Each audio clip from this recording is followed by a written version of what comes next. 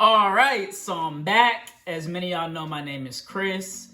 I am basically a single father, and I have what's called extended custody here in Texas. So extended custody in Texas is I get my kids every first, third, and fifth of each month, Thursday to Monday. It's almost about 50% of the time. So today, what I want to talk to you about is knowing your educational rights. And I want to make sure as parents, you know what your educational rights are, because it's just so important as men, because this channel is really geared towards men to help them out.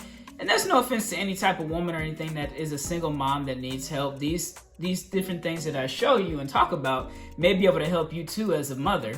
But I just want to focus on this and just really help the single parents out there, particularly fathers, so that they can be the best father that they can and providing and helping out for their kids.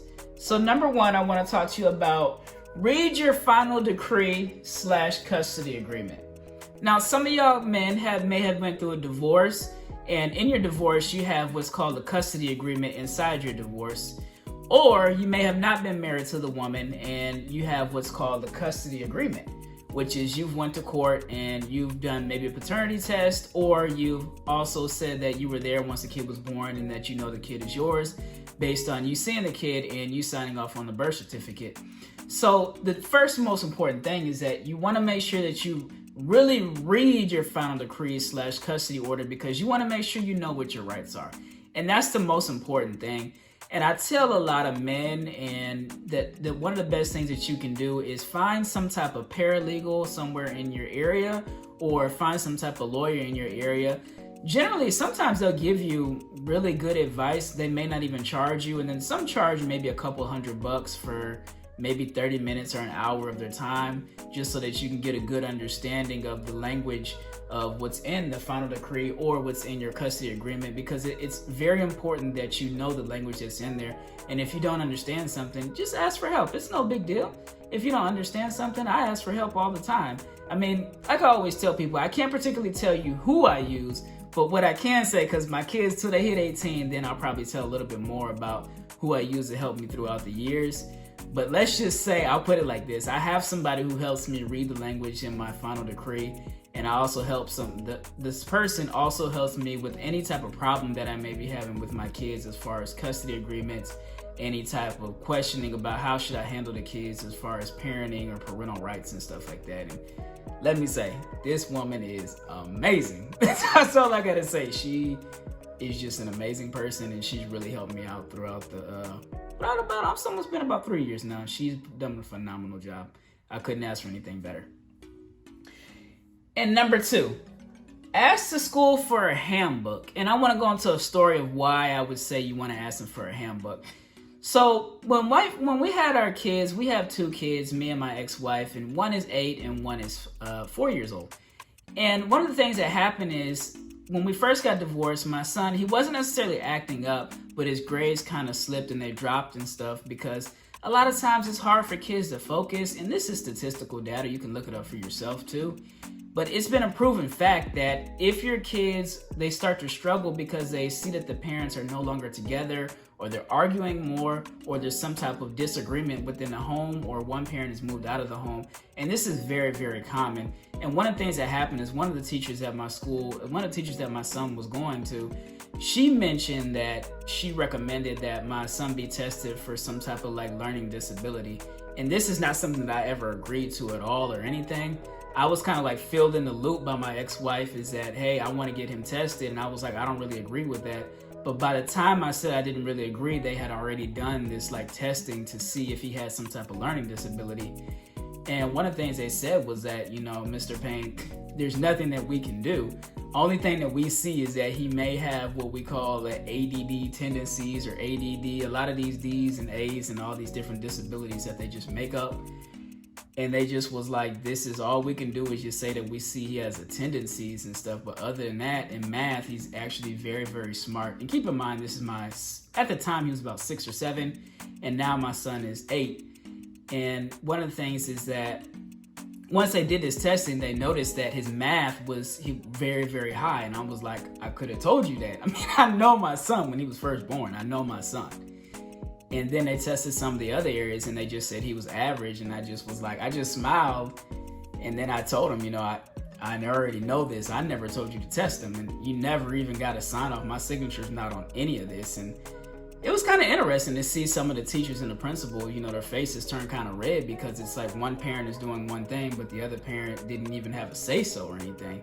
And from there on, I kind of learned how things go. And sometimes I kind of feel like God has put me in a good position in order for me to be an example to the other parents around in the community of YouTube, Instagram, and different spaces, because as I go through different things, I can teach other single men out there how to be better parents and what they need to do as far as their parental rights. And in this story that I'm telling is that it bothered me because I never wanted my son tested for any type of learning disability. And then they find something, and then it's like, oh, he has all these problems. And that happened, but after that, they simply just said we can give him some extra help and stuff like that, as far as like a little bit more time as far as reading or writing and stuff. And I said, hey, I'm 100% okay with that. But I said, just make a note that next time you need to talk to both parents before you do that type of testing. And then the principal proceeded to say, well, we only needed one signature. And then I was like, basically, what did I just tell you to do? And then after that, her face turned kind of red, but basically they put it in the system. So the next year, which will be this year, my son went to a different school because his mom, she either switched jobs or moved, because she moves quite a bit and switches jobs. It was one or the other or both. And what happened was that once he went to this school, she talked to the counselor and then was like, hey, I want him to basically have the extra help that he needs because my son has ADD. And I was like, he has ADD? And I asked the counselor, and then I said, can you verify this? And she looked in the notes and it said, no, he has ADD tendencies. And then I said, well, who said that? And then it was like one of the ladies that did the testing. Well, keep in mind, it was the same lady that did the testing last time, and I talked to her on the phone. So I knew the lady actually very well. When she did the testing, I told her, I'm not mad at you because I understand you're doing your job, but I never approved this. And the lady actually was really nice and very kind. And we actually probably talked for, I don't even know, maybe like 10 or 30 minutes. So then I just told her in the email, hey, can you call me? Because what's the deal with this? We already agreed that he can have the extra help. I don't need him tested for all these learning disabilities and all these tendencies and ADD and ADHD.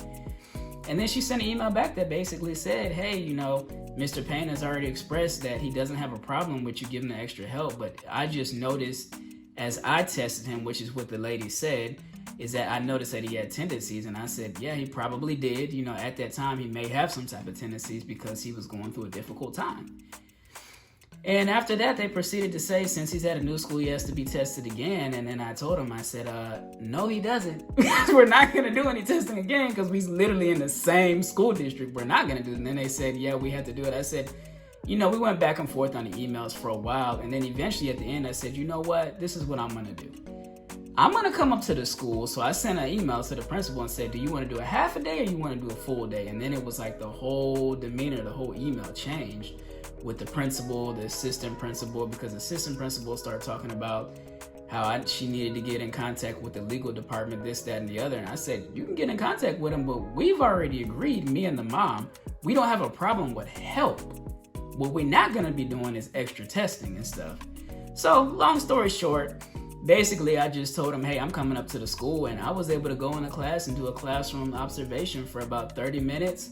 And they said they wasn't going to test them, and basically they could do the help that they needed.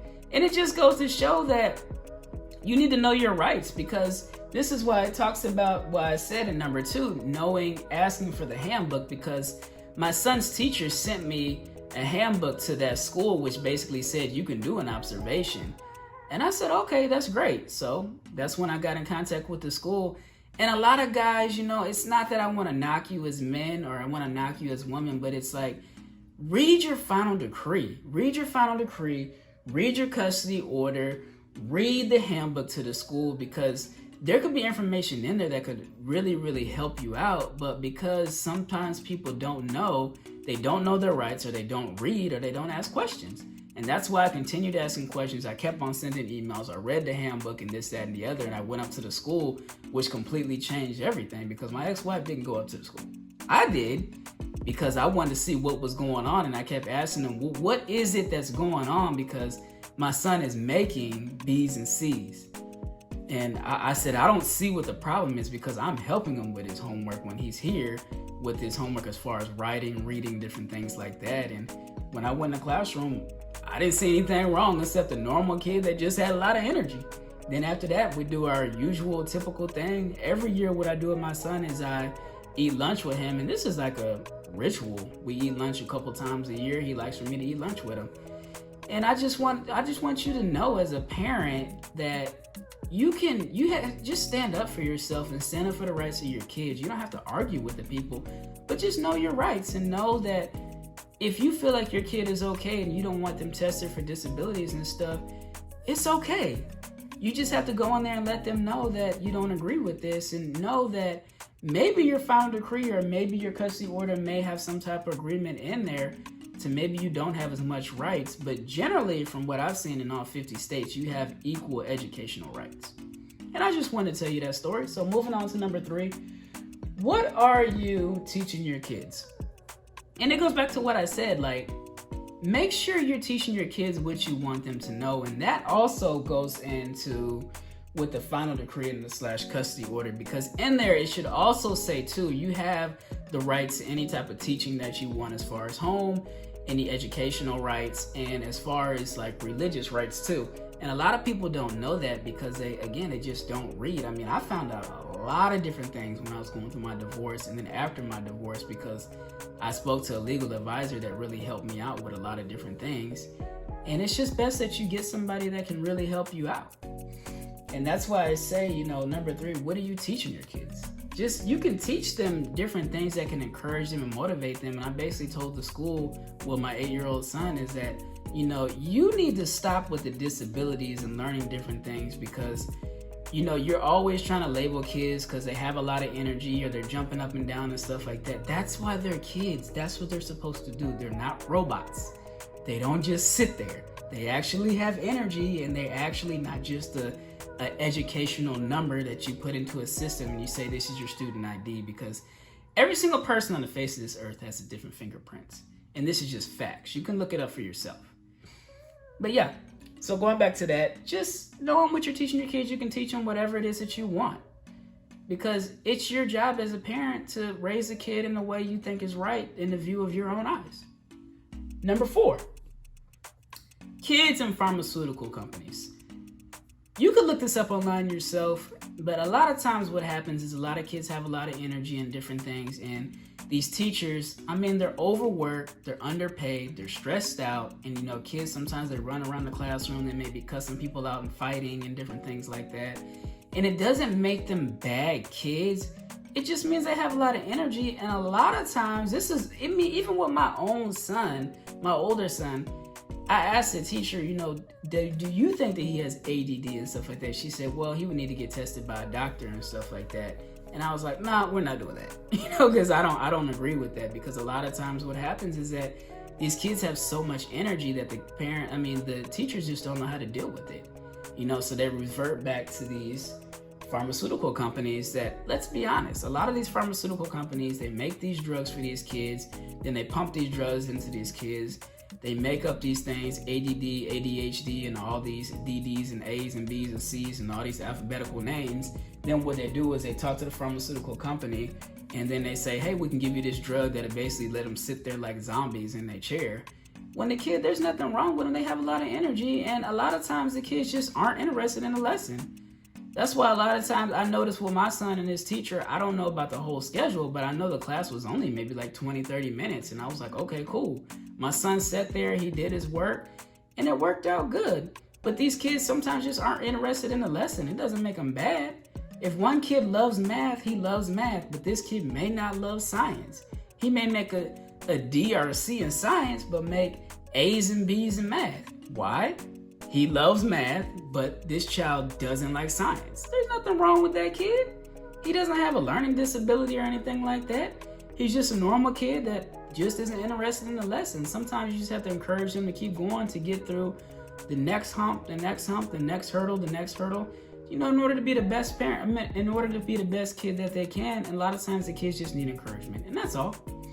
So to wrap it up, again, going over knowing your educational rights. Number 1, read your final decree/custody order. Number 2, ask the school for a student handbook.